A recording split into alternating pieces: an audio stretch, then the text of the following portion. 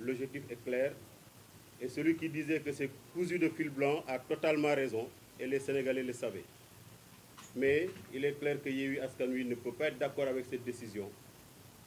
Lorsque Macky Sall s'en prenait à Khalifa Sall, Yewwi Askan Wi n'était pas là.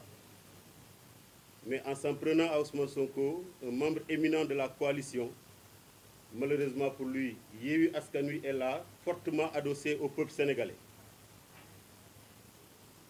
Il est clair donc qu'il ne s'attaque pas au président Ousmane Sonko, il s'attaque à la coalition Yewwi Askan Wi. Et évidemment, Yewwi Askan Wi va faire face, comme il l'a toujours fait. Hier et avant-hier, on n'avait pas le choix, on devait faire face, encore plus aujourd'hui. Ce n'est pas donc un combat de Ousmane Sonko, président Ousmane Sonko, ce n'est pas un combat du seul PASTEF, c'est un combat de Yewwi Askan Wi, et Yewwi Askan Wi saura répondre à la mesure à la dimension de l'affront. Continuer le combat de Yewwi Askan Wi à travers le plan d'action qui a été décliné tout à l'heure par le président Déthié Fall.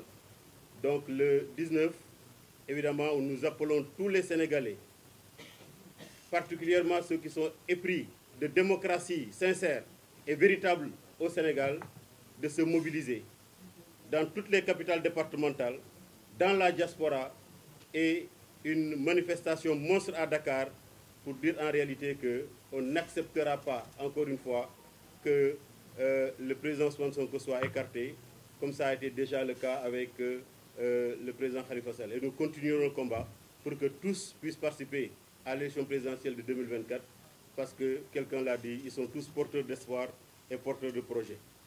Donc voilà ce que je voudrais dire, et je remercie encore une fois Monsieur le Président. Merci, professeur Abibou Dat. Sunu xel mi ngi tàmbali dem ci moom parce que je pense que depuis boobu c'est la première fois qu'on vous a rencontré. J'espère que mi ngi tane, j'espère que jóg na, am nañu fi déplacé dem seeti ka, vraiment sunu xel yëpp dem na ci moom. Sunu xel aussi dem na ci mel ni Babacar Touré, Pape Ndiaye bu Walfadjri, dem na sur les députés du PUR, dem na sur les centaines de détenus politiques qu'il y a au Sénégal aujourd'hui. Personne ne peut prétendre qu'il n'y a pas de détenus politiques au Sénégal. Ceux qui sont aujourd'hui en prison répondent à tous les critères d'un détenu politique.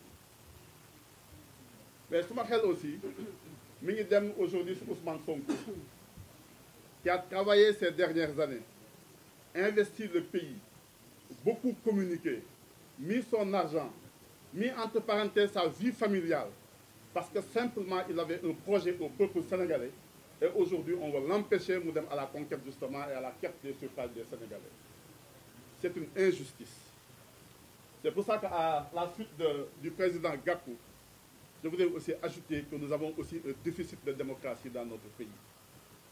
Et ça ne peut pas le faire. Nous devons continuer d'accepter ce qui est en train de se passer dans notre pays. Ce qui est aussi en train de se passer, de se préparer pour le 16, est aussi grave que ça. Quel waxul ne diw waxul dem tribunal, quel waxul loolu. Mais aujourd'hui, waxtu wu ñuy poursuivre Ousmane Sonko, am na ñoo xamante ne depuis 5 ans, depuis 6 ans, ñu ngi tëdd ci kaso bi di xaar seen procès. Lan la Ousmane Sonko ëppale ba moom mu am droit aujourd'hui dem à un procès, ñooñu toog di xaar tey ñu programme justement seen procès. C'est des gens aussi qui ont de la famille. C'est des gens qui ont le droit d'être jugés. Et il y a un principe d'égalité entre tous les citoyens qu'il y a dans ce pays-là. On ne peut pas aussi accepter cette rupture d'égalité. On ne le fait même pas au bénéfice de Ousmane Sonko. On ne le fait pas à son profit.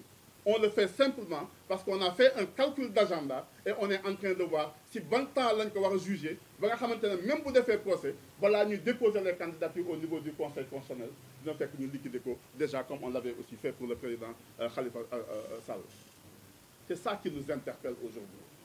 C'est en cela que les décisions qui sont prises sont des décisions injustes. C'est en cela que les décisions qui sont prises remettent en cause notre fondement de vie et nos valeurs de vie communes. Les valeurs politiques, les valeurs de l'état de droit, assurer notre sécurité.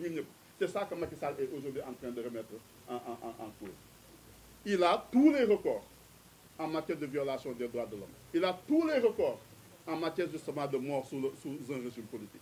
Il a tous les records en matière de remise en cause de l'état de droit. C'est pour ça d'ailleurs, et ça, il faudra effectivement qu'on saisisse aussi leurs avocats. il faut faire un procès du Sénégal sur, en fait, à l'international, sur les articles 29, 30 et 31. La disposition-là, c'est cette disposition-là qui est une disposition injuste. C'est cette disposition-là qui remet en cause nos fondements. Je rappelle que la même disposition, si nous condamnons les candidats, ça a existé en France. Quand on a saisi le Conseil constitutionnel en France, le Conseil a dit que ce principe-là était antidémocratique parce qu'il remettait en cause le principe de l'individualisme des peines. Comme on l'a fait pour le parrainage, on saisira aussi les tribunaux internationaux pour faire condamner le Sénégal et le contraindre justement à abroger ces dispositions-là. Si on ne parvient pas à les réussir dans le cadre justement de nos procédures internes. Donc c'est important que cette bataille soit menée. Parce que aujourd'hui, nous faisons procès, nous faisons le procès de mon sur le ligne. Mais nous vous savoir tout à l'heure. Il n'y a rien de plus que ce ministre-là a gagné par rapport à la instance. Tey Yewwi Askan Wi taxaw bëgg rassurer le Pastef, bëgg rassurer le peuple sénégalais que Yewwi Askan Wi démb ak bërki démb moo fi nekkaat tey moo fi nekk suba pour nekk à côté de tous les leaders qui seront attaqués par le président Macky Sall. Parce que nag tey Ousmane Sonko démb Khalifa Sall la woon ak keneen mais suba kan la si ñun bépp candidat à la présidence de la République 2024 mu jógoo ci Macky Sall utiliser la justice, instrumentaliser la justice pour man la faagaagal ba doo bokk. Kon tey Yewwi Askan Wi bu taxawee fii nekk à côté de Ousmane Sonko suñu bopp lañ koy def xañ na bu subaa su Macky Sall paree ci Ousmane Sonko ci Cheikh Dieng la jëm bu paree ci Cheikh Dieng dem ci Déthié wala mu dem ci keneen ku ni rek nekk nga candidat.